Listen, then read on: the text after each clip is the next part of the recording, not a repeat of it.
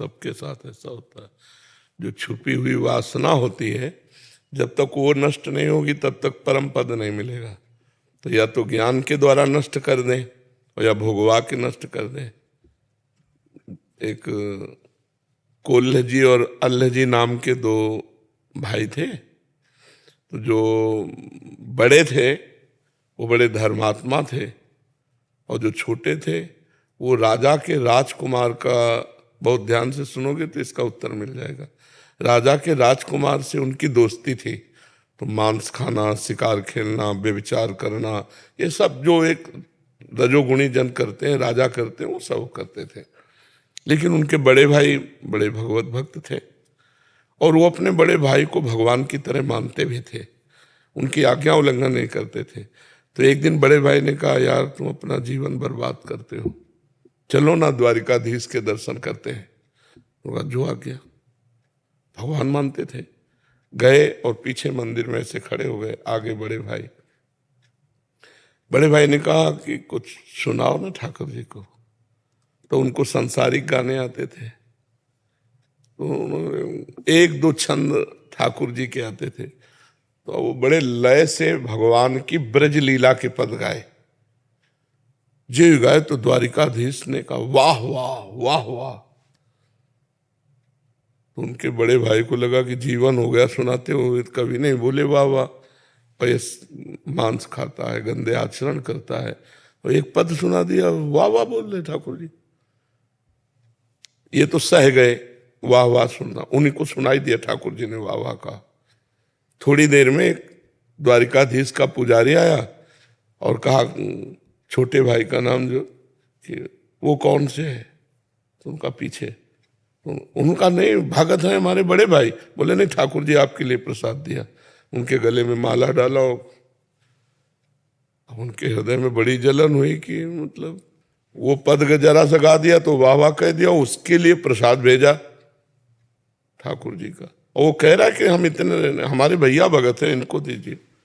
ईर्ष्या बहुत सूक्ष्म वस्तु होती है, उनको बहुत ईर्ष्या लगी। ठाकुर जी से कहा, तुम्हारे लिए पूरी जिंदगी दी और तुमने हमें प्यार नहीं दिया, और ये पाप करता है फिर भी इसको इतना प्यार दिया। ध्यान से सुनना। वो गए समुद्र में कूद गए कि मैं प्राण करूंगा। जब समुद्र में कूदे तो भगवान के पार्षद उनको दिव्य द्वारिकापुरी ले गए। तो जो हृदय की जलन थी द्वारिकाधीश के दर्शन करके शांत हुई। दिव्य भगवान का रूप। भगवान ने कहा, आओ लाओ प्रसाद लाओ। जो उनके साथ, तो उनको बड़ा सुख मिला कि वहां तो ठाकुर जी की मूर्ति से, यहाँ तो साक्षात भगवान दे रहे। बोले 2 पत्तल लगाओ। बोले दूसरा किसके लिए? बोले तुम्हारे भाई के लिए। फिर चल पड़ेगी, यहां भी भाई, यहां भी मतलब उसका आदर। तो उन्होंने भगवान से कहा कि यहां भी उसका इतना आदर। तो बोले तुम अभी इसी जन्म के भगत हो, वो पूर्व जन्म से, कई जन्म से भजन कर रहा है। वो महान तपस्वी और भजनानंदी विरक्त संत था। एक दिन वो एक उपवन में वाटिका में पड़ा हुआ था, तो वहां देखा है कि राजकुमार बहुत सी स्त्रियों के साथ हंसी खेल मजाक, राजा का राजकुमार। तो उसको लगा कि यार सुख तो इसी में है, ऐसा लगा। तो केवल एक वासना, सुख इसी में है। अगला जन्म हुआ और राजकुमार का संग मिला और सब वो भोग मिले। तो उन्होंने कहा मेरा भक्त है, इसलिए मैंने केवल एक छूट दी है कि उसकी वासना का नाश हो जाए। तुम अभी आज के भगत हो, वो बहुत जन्मों का भगत है। तब उनका संशय दूर हुआ और अपने भाई के प्रति भाव आए। तो समझ रहे ना, कितना भी भजन हो उसे रोक कर पहले वासना की पूर्ति भगवान का स्वभाव है। उर कछु प्रथम वासना रही। अगर हृदय में कोई वासना है तो जो इच्छा करी हो मन माही, प्रभु प्रसाद कछु दुर्लभ नहीं। भगवत प्राप्ति होने के पहले आपके हृदय को एकदम क्लीन किया जाएगा। अब वो ज्ञान के द्वारा वासना हटाई जाती है या भोग के द्वारा, ये भगवान देखेंगे। डॉक्टर है, ऑपरेशन करना पड़ेगा कि इंजेक्शन से दवा देना पड़ेगा फोड़ा को, ये तो वो डॉक्टर जानता है कि आपकी वासना को पूर्ति करेंगे या नष्ट कर देंगे। दोनों बातें हो सकती है ना, कि वासना को जड़ से ज्ञान के द्वारा नष्ट कर देना कि अब मुझे नहीं चाहिए। लेकिन भगवान के साक्षात्कार के पहले ये लीला होगी, जो अंदर वासना है उसकी पूर्ति होगी। जी महाराज जी, इनका एक और प्रश्न था कि मरने से सब जग डरा, मेरो मन आनंद, कब मरी हो कब भेटी हो पूर्ण परमानंद। महाराज जी, ये स्थिति कैसे प्राप्त होती है? जब भगवान का साक्षात्कार हो जाता है। मृत्यु का भय तभी जाता है जब भगवान का साक्षात, नहीं तो तब तक शरीर से प्यार रहता है।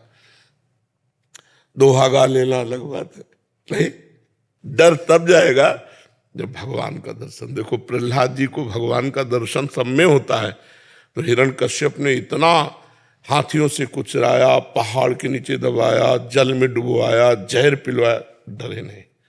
प्रहलाद जी को डर नहीं लगा।